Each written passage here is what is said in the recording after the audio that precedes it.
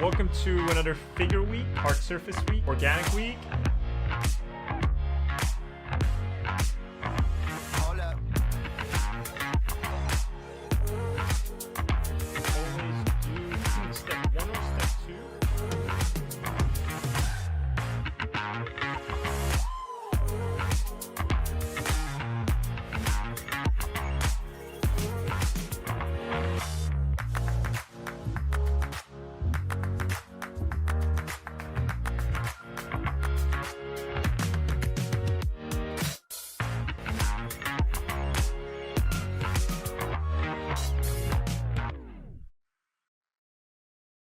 Hey everyone, my name is Ahmed Al-Douri. I'm a concept artist and former instructor at Art Center College of Design, Brainstorm, CCS, CGMA, and various other places. And I would like to introduce to you this digital painting course that I've created. But before we get into anything, I just want to thank you for the support you've all given me this whole time. And with the support of so many of you, I've been able to put together everything I know about painting into this digital painting course. You want to become a pro illustrator, concept artist, or even just a hobbyist, but you don't have a clear map to get there. And that's where I come in. I spent the last 6 months compiling everything I know from my 20 years of art practice, and I've turned it all into a map. Starting with foundations such as rendering shapes, color theory, painting basic subjects, understanding brushwork, brush economy, all that fun stuff, deconstructing the skull, drawing it from every angle, all the way to master studies, stylized painting, and you'll find yourself at the end of the course doing a concept art project based on everything that we learn in the first 14 lessons. So how does it work? Well, you sign up, you watch the lectures, do the assignments, post them to the community page if you want, and treat it as a self-study, except for those of you who have signed up for the weekly meeting, where I personally critique your work in a virtual classroom setting. I believe learning by repetition is super important. That's what I've sort of presented a lot in this course, and the assignments are tailored for that, as adapted from my time teaching at Art Center. And each of these lessons have step-by-step explanations in real time. If you've ever seen my videos, you know exactly how I teach. And this course is intended to be a substitute for a college level course, but you don't have to pay the $4,000 or $5,000 per class, racking up maybe $200K in debt. With my custom design course, you'd be paying a fraction of that. And of course, I also have payment plan options if you don't want to pay for the whole thing at once. Thank you for watching this, and I'll see you soon.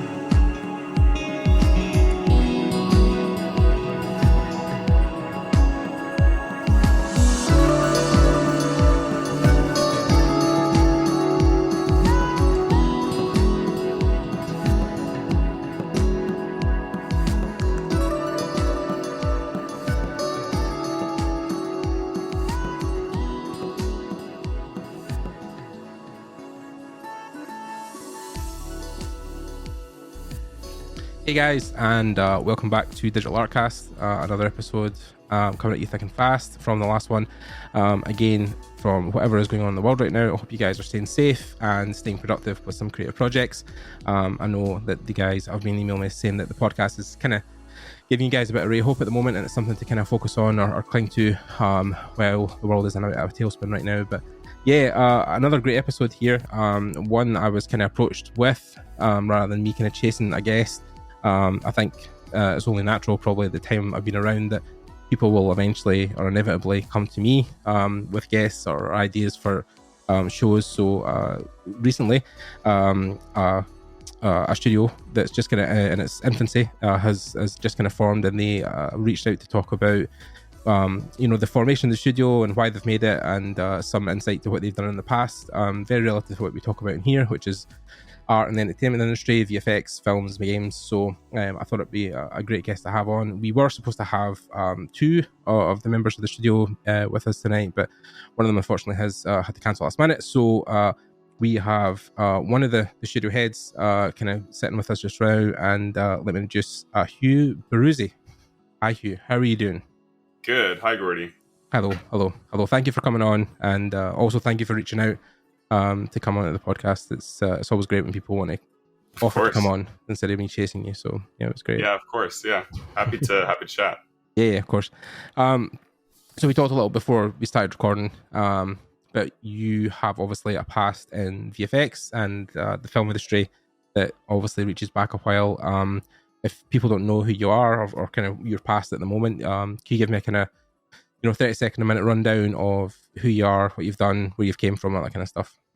Sure, yeah. I've worked in the visual effects industry for quite some time now. I've gotten to work on titles like Game of Thrones, Ant-Man and the Wasp, Justice League, Guardians of the Galaxy, Power Rangers, and I'll kind of go with a few of those experiences while we're chatting, but that's a few of the shows I've worked on. Cool. So you've been able to touch on some of the bigger projects that have come out in the last 10-15 years, something like that. So yeah, I've had a couple of people I know closely who've worked on stuff like Game of Thrones and even Justice League, doing some matte painting VFX stuff as well. So yeah, it seems like it actually seems like one of these things with VFX. There's kind of a wide net. A lot of studios cast to get a lot of VFX work done. I remember when we went to see Guardians of the Galaxy 2, I think at the time it was, and the list at the end of the credits for the VFX studios that were involved was just like it was never ending. There was just scaling and blur, and like there was so many people just going up and up and up.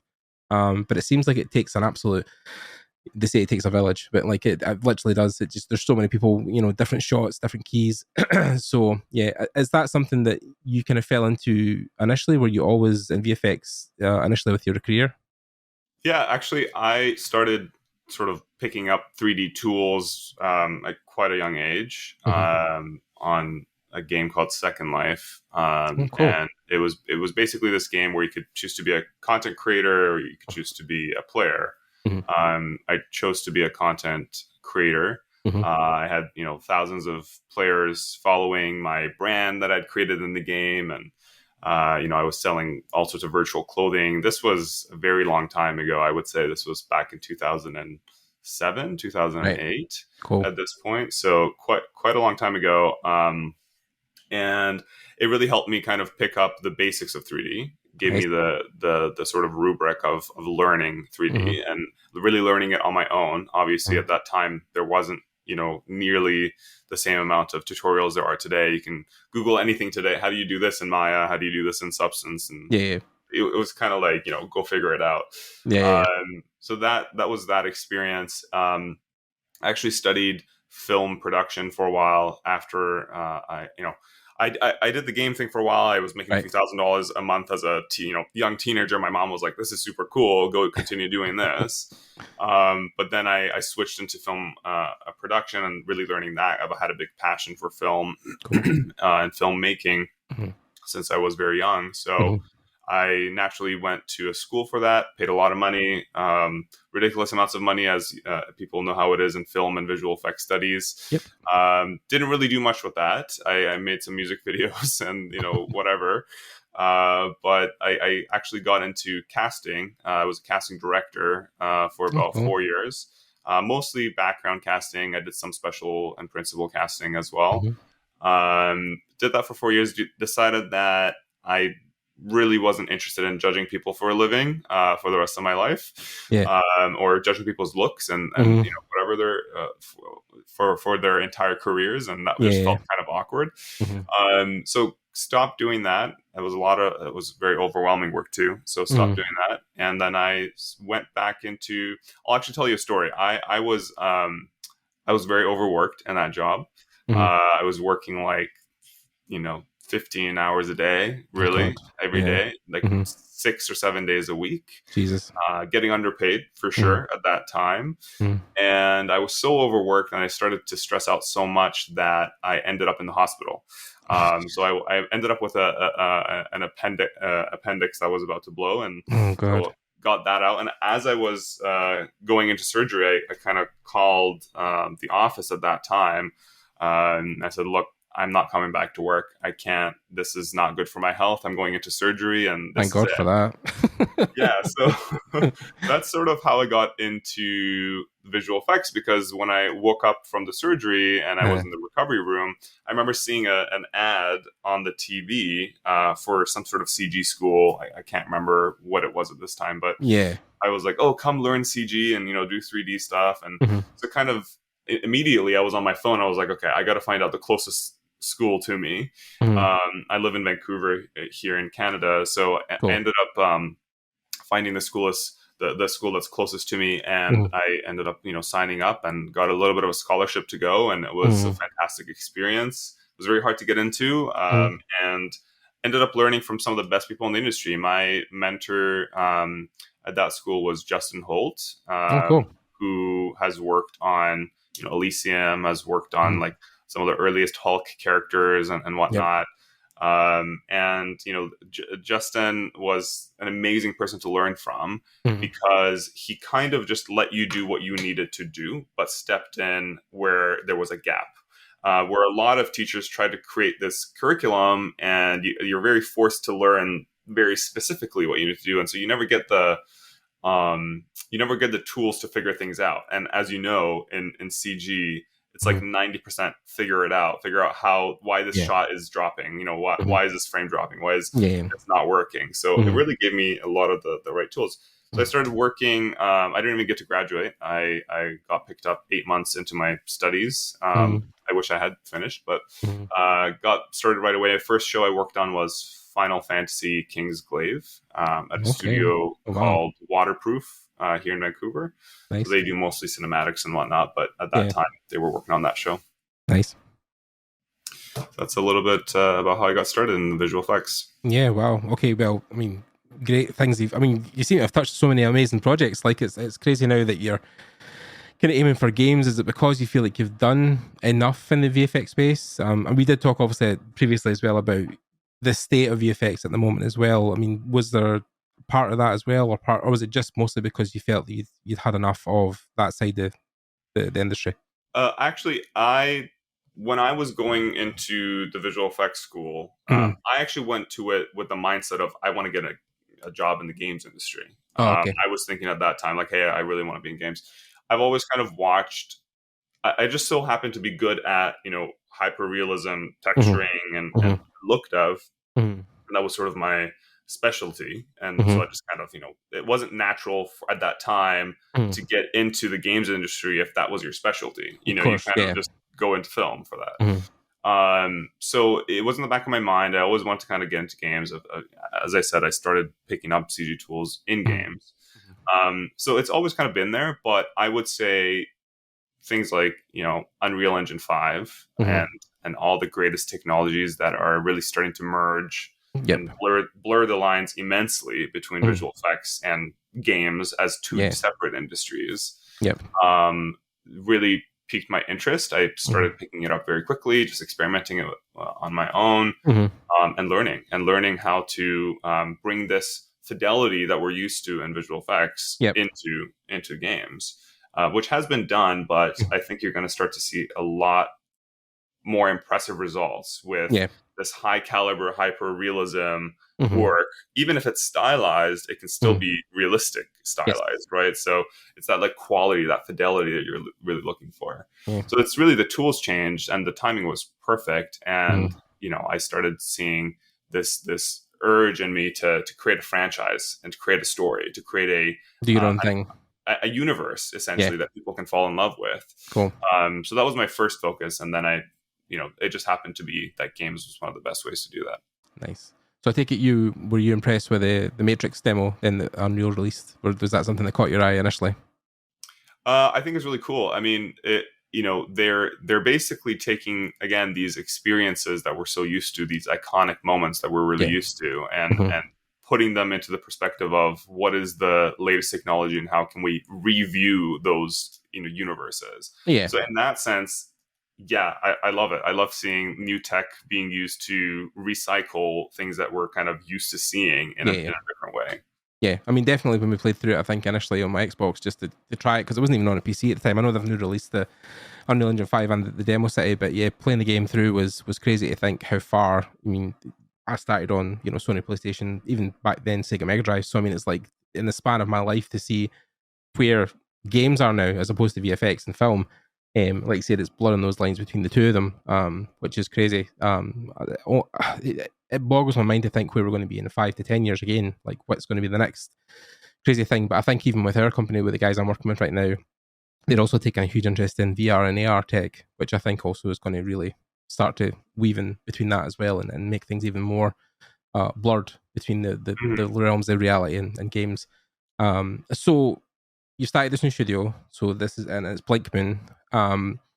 Is there an idea behind what you're creating so far? Have you guys kind of released anything publicly, or is it still like a lot of visual development that you're doing right now? Yeah, I can tell you just basic details. We haven't announced the 2 titles that we're working on yet, but we are building Unreal Engine 5 games, PC oriented. We're interested in porting to other platforms. Unreal Engine makes that very easy. So in that sense, we are sort of cross-platform as well.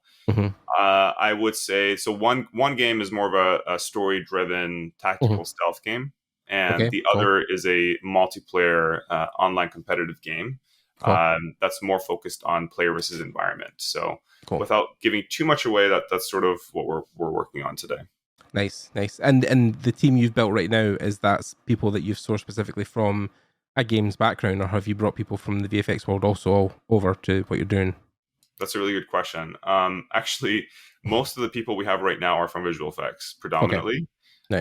We are just starting to bring in some highly experienced. I mean, we have 1 or 2 people who come from traditional games that have never touched visual effects already, but we're really now focusing on, now that we've built up this pipeline, and now that we've built up the infrastructure to allow artists to work.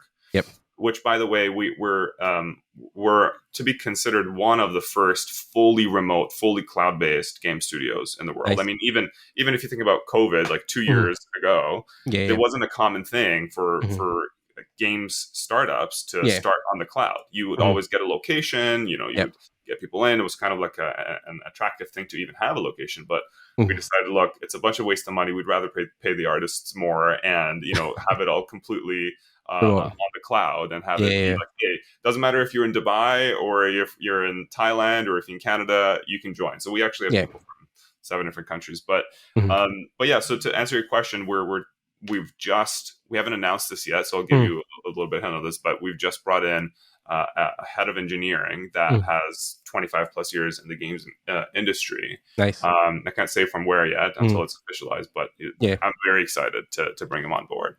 Yeah, I think the whole remote thing's definitely, COVID has changed the way I think we've looked at games production and the way studios can work, even within VFX. I mean, I know I was watching, although I think it was last year it was released, was that Raya and the Last Dragon, the film that came out with, I think, either Pixar or Disney, but they talked about how that whole production was done remotely, which was one of the first things I think they'd done, because they were obviously so used to collaborating in the studio. And of course, the company I'm working for in Los Angeles, Fabricated Badness, the world they're building, all the guys that we work with in that team are all fully remote. I mean, I'm in Scotland, the guys are in LA, we've got a couple of people in Ireland and other parts of the America. So yeah, it's been becoming more and more common, I think, and also open opportunities to other people, because I know one of the guys I know who works in games, who was down south in London, he's just started working for Respawn in LA, working on the new Star Wars title they're doing. So he's working remote from England, and they're obviously in Los Angeles in the Bay Area. So yeah, it's a good time, I think, for the industry, and I think we're going to see more and more of that as we go forward. Honestly, when you think about like remote working, I mean, I've worked at a number of studios now, and I always had like an hour commute. Right. Like, you have to pay for the gas, pay for parking, pay for the insurance for the car, and all this. You're not very eco-friendly, and a million different things that it's just like, why were we ever not, as people who sit on a computer all day, of course, why were we not doing this before? So I think the other thing is, you don't have to live in these very expensive places in the world to work, as long as Well, you've got good especially internet. LA. I mean, LA is like a nightmare. I mean, it's just so much Well, money, right? we're in Vancouver, but yeah, Yeah. it's very expensive. Oh no, I just meant in general. Just like, you know, Oh, I see what you're saying, yeah. most VFX people, well, you know, LA's kind of like ILM and stuff like that. It's like the place to be to work in films and stuff like that. I know obviously Canada has its own thing, but yeah, like people who want to like make it, yeah, they'll move to LA, but then that place is like It's crazy ridiculous. to me, and just in my head, I've had some friends that have worked in the visual effects industry for a very long time that are Yeah. moving, 5-6 hours away from the main city, and they're living for like 1/5 of what it would cost to live in the city. Live in LA, and they're still making the same money. So I'm like, yeah, of course. Congrats. This is like Yeah, awesome. This is how exactly. it should be. Yeah. So No, it doesn't make any sense. So one of the things I suppose I would want to prim to you guys, because you know you're starting the studio.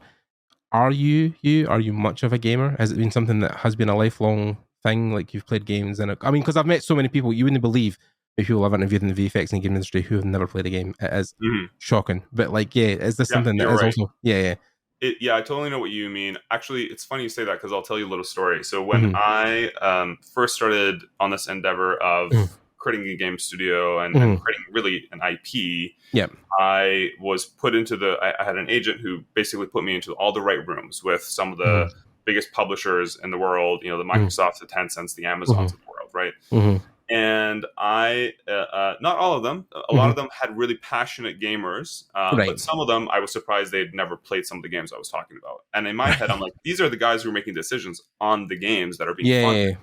So that was very eye-opening to me. And a lot of them had this sort of comment that what I was presenting was so refreshing and it was a fresh breath of air for them. And I just realized, like, hey, in any industry, it really becomes so commercialized to the point that we forget why we're building this thing to begin with. Of course, yeah. And what I was presenting was so much from the gamer's perspective. So to answer your question, yes, I'm a hardcore gamer. I mean, I don't get to play as much games anymore because I'm starting my own thing and it's been very busy. But actually, Blinkmoon, the reason I kind of thought about the name was because the domain name was available. But also because I kind of really thought about the fact that, as a hardcore gamer, you get up in the morning, in your teens, early teens, especially for me, and you are jumping onto the computer, you're playing your favorite games with your buddies online, you've got your communities, and, you blink your eye and it's already evening, right? Oh, and the moon's out already. So kind of like Blinkmoon in that sort of realm of things. And I just thought if I want to have some subliminal messaging, that's sort of what I would choose. But I've played competitive games. I've played story-based games. My Steam library, I don't know, has hundreds of games on it. So I'm a big gamer for sure. Yeah, cool.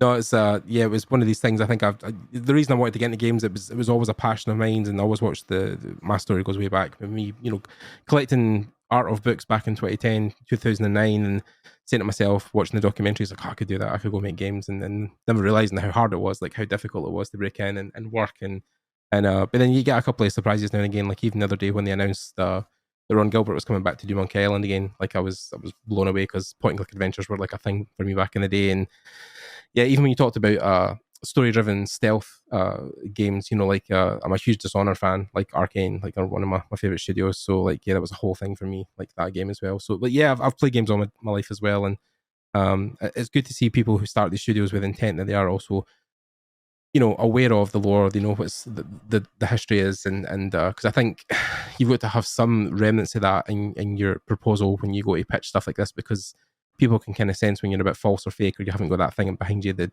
maybe not believing you. And especially when you try to sell it to gamers, to public, when you come at the point you're trying to pitch or show trailers, like you want people to really believe in what you're doing. So yeah, we have two mantras at Blinkmoon that we're trying to instill, even though we're quite fresh. We're trying to kind of instill this across the board, which is one is building games on the bleeding edge of technology, and what that means is not just the bleeding edge of technology today, but staying on that, and constantly, staying on that.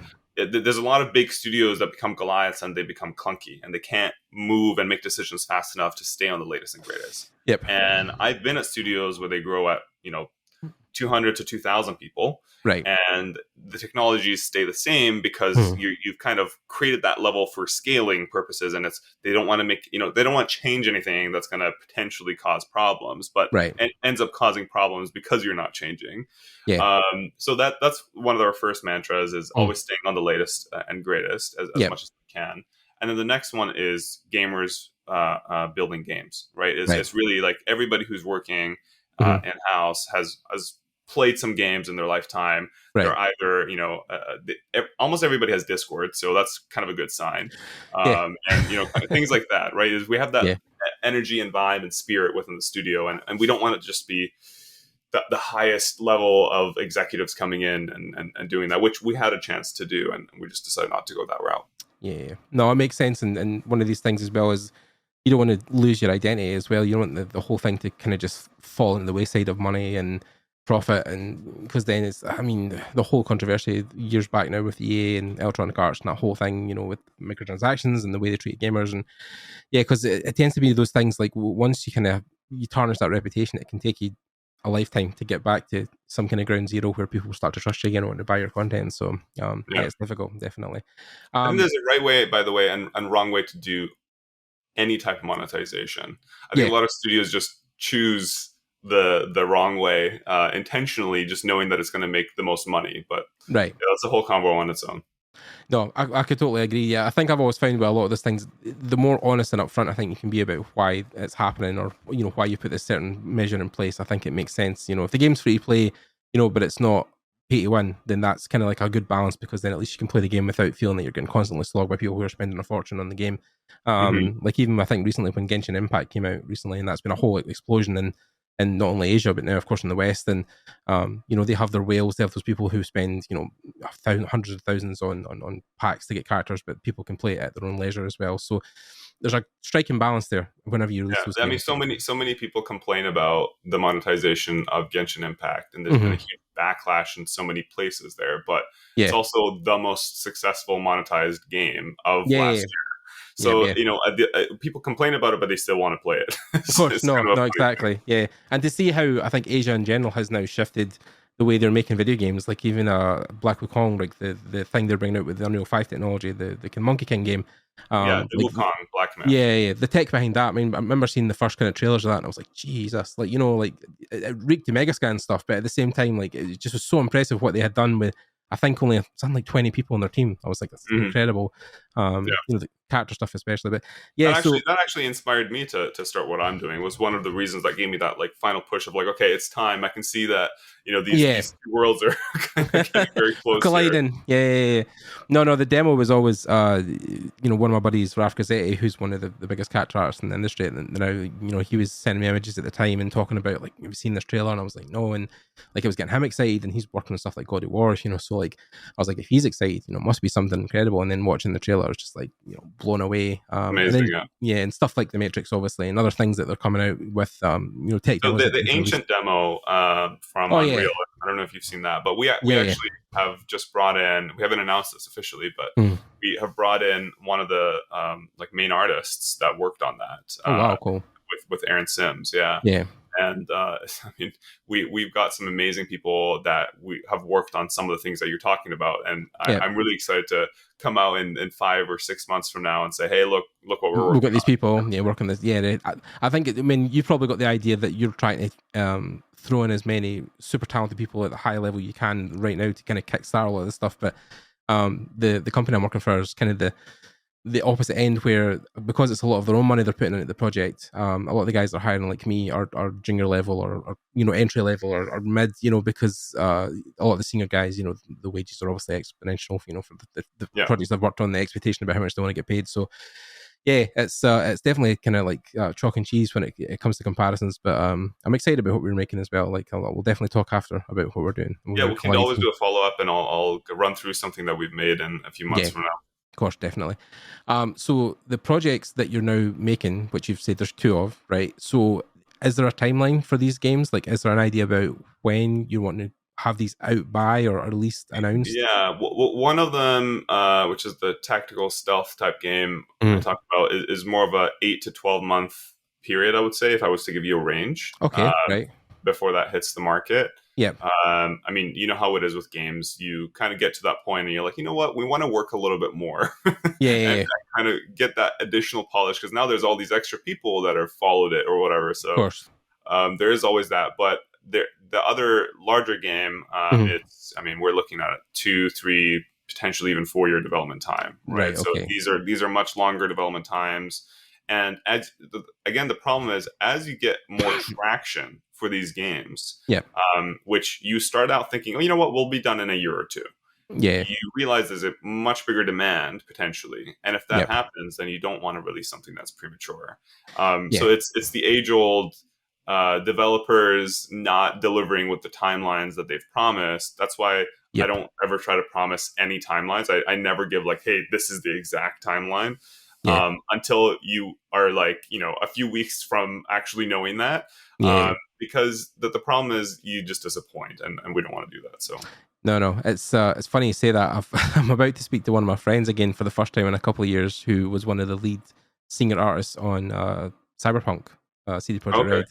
And the last time I spoke to him was when he just finished The Witcher, and now he's come back in the podcast 5 years later to talk about Cyberpunk. And obviously they've just announced the new Witcher title that's going to be on Unreal 5, the confidence, and I kind of had that moment of like, oh, like I don't know how they're going to bounce back after Cyberpunk, because there was the whole thing with that, and you know, and which is a shame, because you know, speaking to Marek off air, like I've always said to him, that it's a shame that, because when I first started the podcast in 2016 and started going to events, the first group of people I met who were doing talks were all the guys from CD Projekt Red who'd worked on The Witcher, so you know, who character modelers, concept artists, and the art was incredible, obviously, for The Witcher, but then Sir Cyberpunk, you know, art book behind me. But I've met these guys and I know what they can produce, and the artwork was so incredible. It was a shame to see that whole controversy mar and really overshadow the incredible world that they had built, really. I mean, as glitchy as it was still was really well put together, and the artistic thought behind it was still good. So, I mean, it's definitely going to be something I think you guys are going to have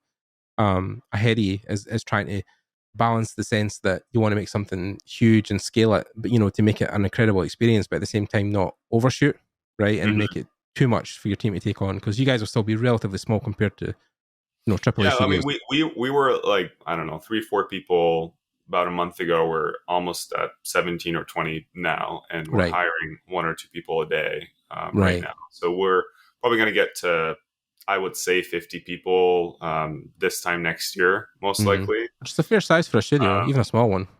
Yeah, I mean, the thing is, we don't want to be the 800-man studio.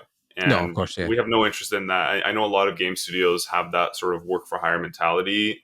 We have some co-production mentality, but not necessarily work-for-hire. Yeah. So in that sense, yeah, we're not really interested in getting that big.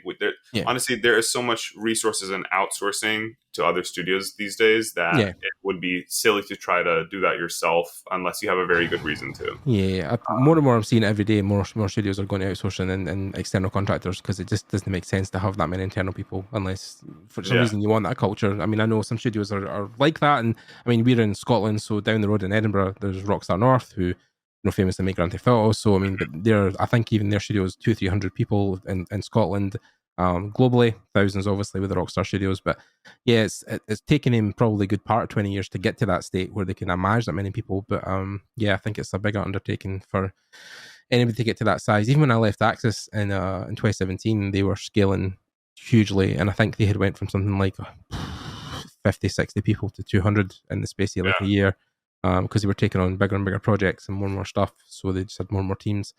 And it's funny because meanwhile, at companies like the Marvel Studios, they have 5 people managing like 30 different projects, and they're just doing the IP level.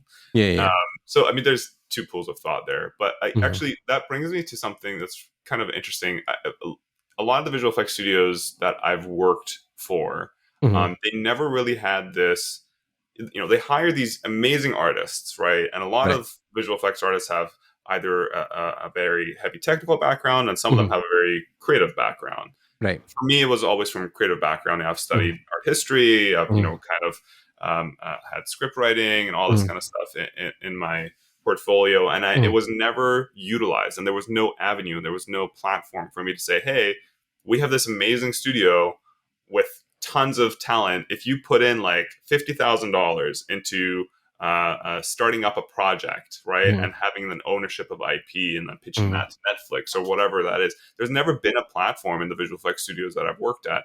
And that's always been a big question in my mind, because I'm like, you're hiring these amazingly talented people and you're getting them to do just this, right? Because it works for the business, and I get that. But I just believe, like, I mean, there has been one studio I know of that's an animation studio here in Vancouver that does like a 2 times a year they'll have like a pitch day, which, hey, you create your presentation material, create your IPs, whatever, we'll look at it and we'll actually consider making it as a studio if it's really good. So things like that. And I'm like, man, it doesn't exist in the visual effects industry as we know it today, as much as it should, which on the game side it does. I think that's one thing that they do very well, is really hearing out and switching the roles of people and leadership, and always kind of being flexible enough to help the company really be creative as a whole.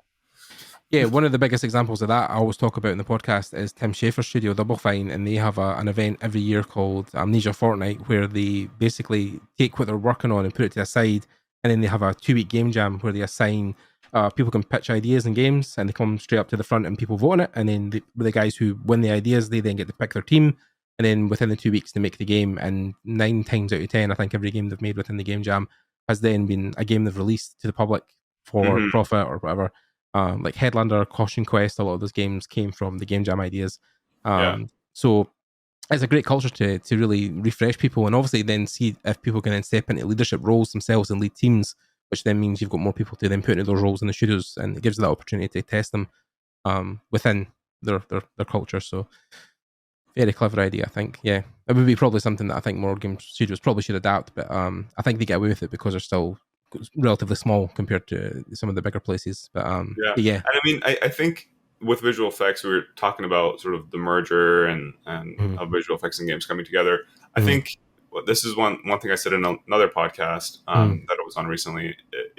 The two worlds have come together so closely at this point that I think you're going to start to see that becomes one industry, right? And what I mean by that is it just becomes creative houses, where you have some of the best people in the industry, and you've got a workforce behind them, and they're leading that workforce in producing whatever content that you need in 3D, right? We're really focusing on CG, whether that's a game or whether that's an animated TV series or it's a shot in visual effects, right? You can take on a little bit of have different departments that kind of specialize in those, but have a crossover there. Right now, there is very little crossover because we're just going from, render time to real time, essentially, right? And now that everything's starting to be real time and slowly and it'll get better and better and better, it's just going to be one big house that can manage, hey, what output do you want? Is it in this format, or is it in an interactive format, or is it in whatever?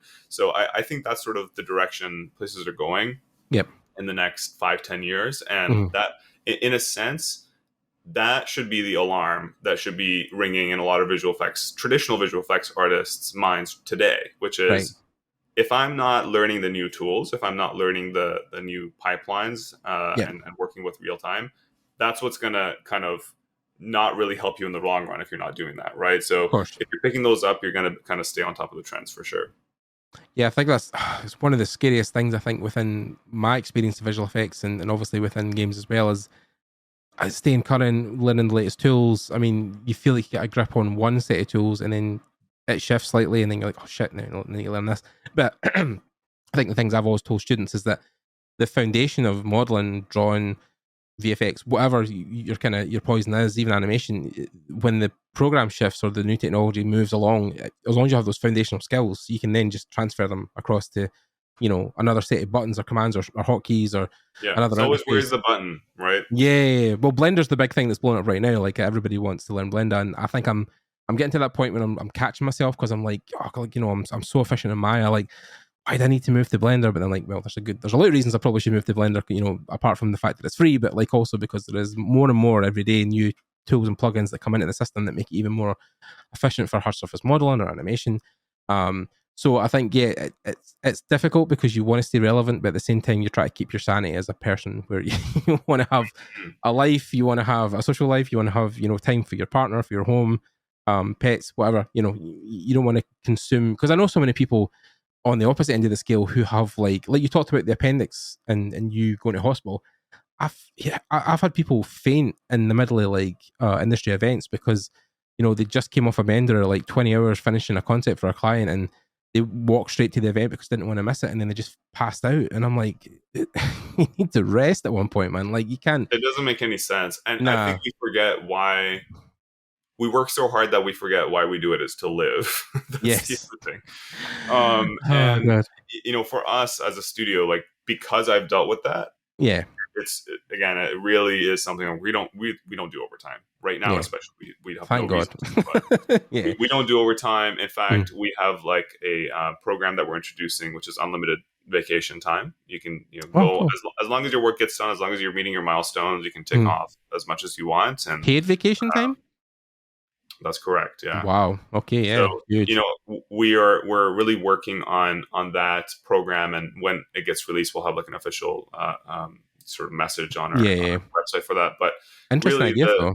Yeah. Yeah, and I think a few studios are doing it, and some studios are doing like 4-day weeks or whatever, and other methods. But it just needs to get better because the work will always be there. The work will always be there. There will never be a moment where people will just stop watching TV, or people will just stop playing games. Oh, yeah. Right? So in that sense, the work will always be there. It's just a matter of how do you manage that as a studio so that you can bring in and keep that talent alive and well. Yeah. Basically.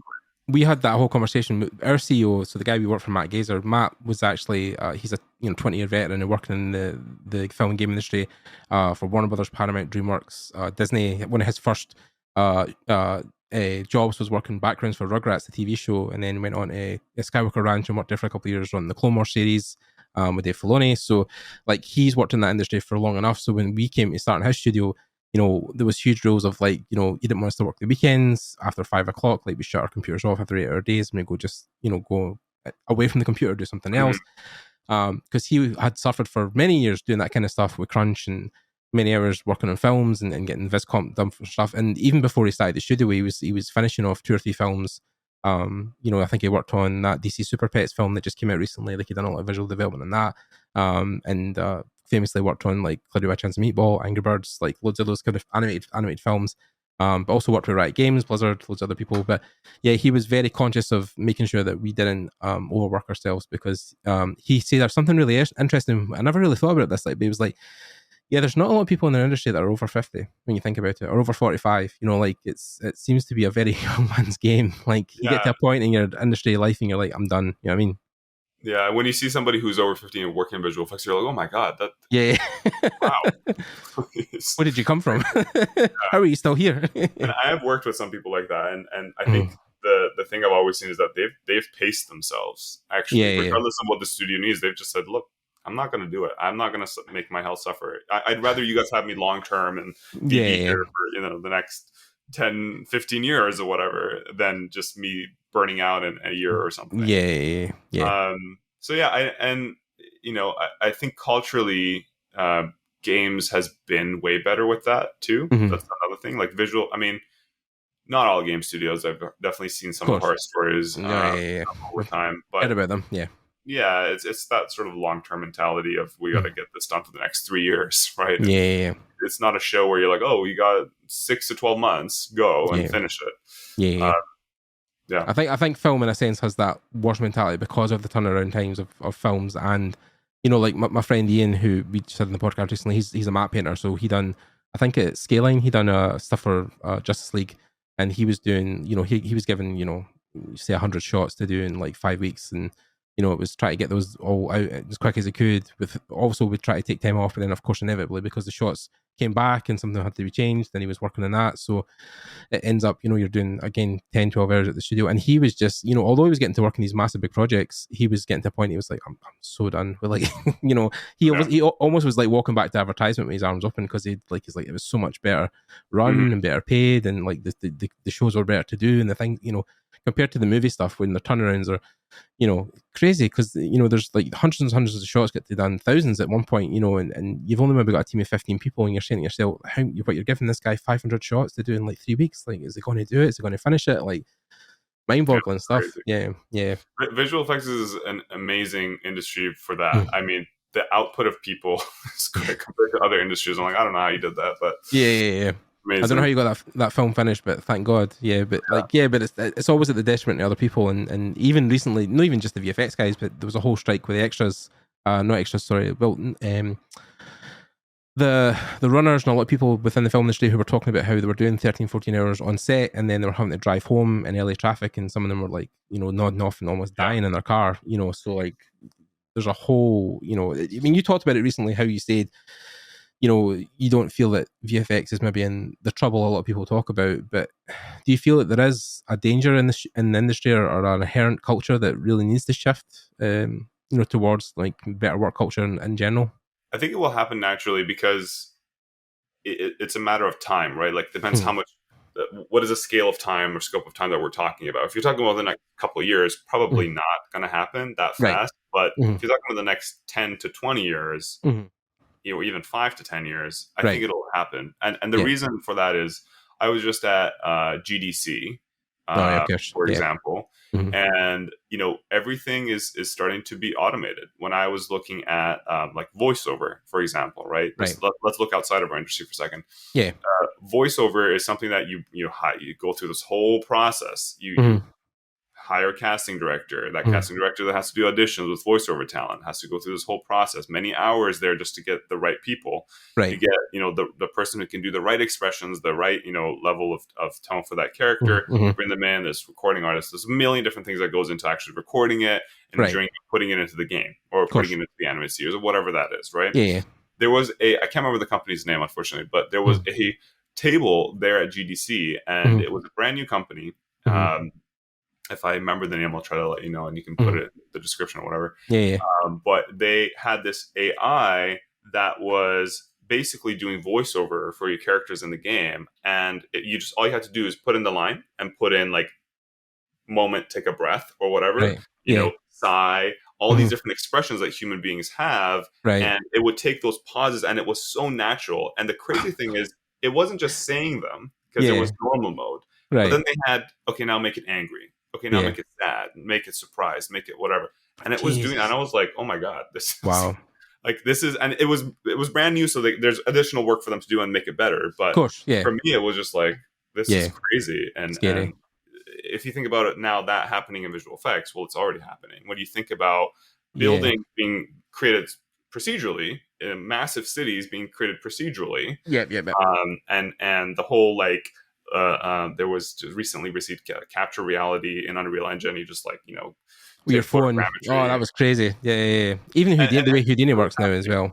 I mean, like, what I was going to say is the point I was trying to make is as that starts to happen, it becomes automized, and it becomes less about doing those crazy hours, and it becomes more about controlling the quality and controlling the artistic direction that you almost art directing the AI is really exactly what I'm trying to say. Like, there was a guy on my Facebook who added me, and he wanted to come on the podcast, and I need to track him down, but he basically invented a software where you would go into a search box and type in like 80s kids room or something like that, and the program would generate in 3D a set, like the kids room with the computer on it and the bed and everything. Like, it was AI driven, so you would just type in what you wanted and it would drop it in the scene.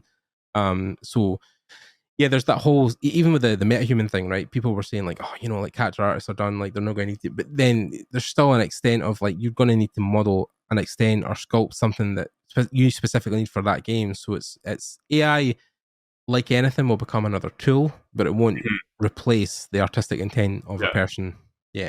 Which is something, I think again, it will be very, very hard for AI to ever be truly artistic. I think there've been attempts at it already. And it doesn't really match up. I think that's going to take a long time. So I don't think in our lifetimes another 50 years maybe. It'll start coming close to it. Definitely. So again, with Blinkmoon Studios, you guys are just up and running, and you're getting started, and you're kind of making your first steps.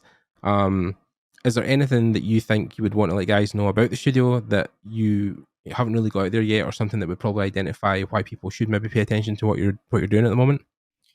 Yeah, I mean, for us, we're bringing, again, people who have worked on some of the most notable concept art that you might have seen on games like League of Legends or Overwatch or whatever, and animation from trailers like Diablo, the latest Diablo coming out, and nice. Amazing Emmy award-winning visual effects supervisor. That's my co-founder, Mohsen Musavi.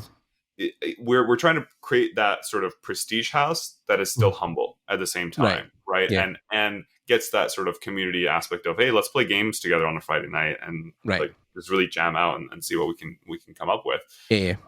So in that sense, it's very it's a home for artists that have worked for some time in this industry. They have a caliber that allows them to transfer their talents from one industry to another if they're on the visual effects side, and for them to learn new tools and new ways of doing things if they're on the game side, because we're really merging our visual effects ideologies and methods into the games industry, right? And that's something that, for example, the guys who made Kenna Bridge of the Spirits, which was a game, those guys are predominantly visual effects from what I understand, coming from a visual effects background.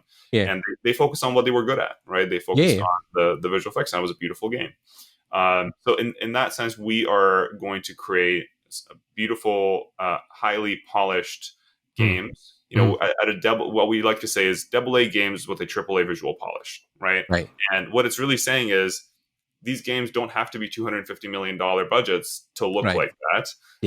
And we're bringing that, and Unreal Engine 5 allows us to bring that, right? And it just got released recently officially. So pick it up, go look at Unreal Engine 5 if you want to get into the games industry. Learn Houdini if you don't already. I learned Houdini in my last visual effects company that I worked for, and amazing tool, crazy. And it, what I can say, if anybody right now was to come to me and say, hey, I've got really good Unreal Engine and Houdini experience, hire me, I'd be like, absolutely, please come on in. And on a platter too, whatever. But it's you just have to stay on top of the tech. And if you do, you become valuable. So the best value you can put into yourself is just keeping up. And that's something I don't see a lot of visual effects artists do. And it's funny because we're in an industry where things are consistently changing. I think it's the reality of burnout as well, is that the fact that you'll work so many years on one set of programs, and then the fact that you think you've got to learn something all over again, it maybe just like brings the dread into you. So, but it was funny you were talking about bringing the VFX side in the games.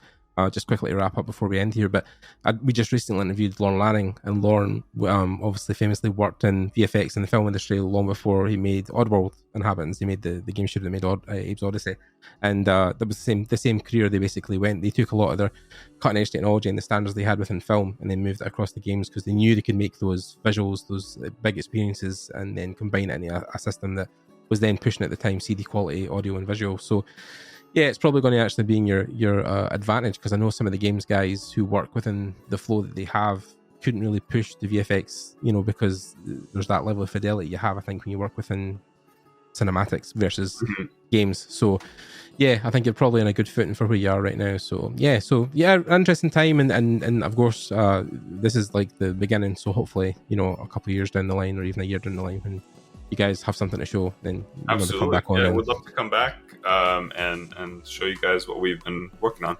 Awesome, great, can't wait. Well, just again to say thanks to Hugh. If any people who are listening who want to get in the film or industry, or want to get work with you guys, and they have a kind of reel or demo or an art station, are you okay for me to leave details down below? Can you guys get in touch with applications?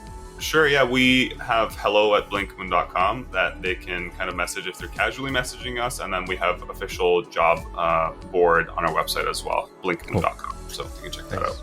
Awesome. Okay, that's great. Yeah, again, if you guys are listening, I'll leave all the details down below. You can get in touch with Hugh and his team if you have an interest in what they're doing, or you want to even just reach out and talk to them about anything. And again, for guys who have got to this point, thanks for listening. I hope you enjoyed it. It was great to have you on, and I'm sure we'll see a lot from his team. Hopefully in the future we'll be really blown away with whatever they create. I'm sure it'll be incredible. And thanks again for coming on, Hugh. I hope you enjoyed it.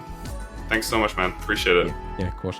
Again, guys, you guys can check us out on YouTube for the visual audio kind of version. We have nice cameras with our pretty faces on them. So if you guys want to go to YouTube and see them, you can see it there. Again, we're on most podcast services, so Spotify, iTunes, Google Podcasts. We're all across the board. And if you want to leave us any kind of likes, reviews, or anything on YouTube, if you want to share, it always helps us out. And again, whatever's going on in the world, I hope you guys are staying safe and creative. And we will see you guys in the next episode. Thanks, guys. Bye.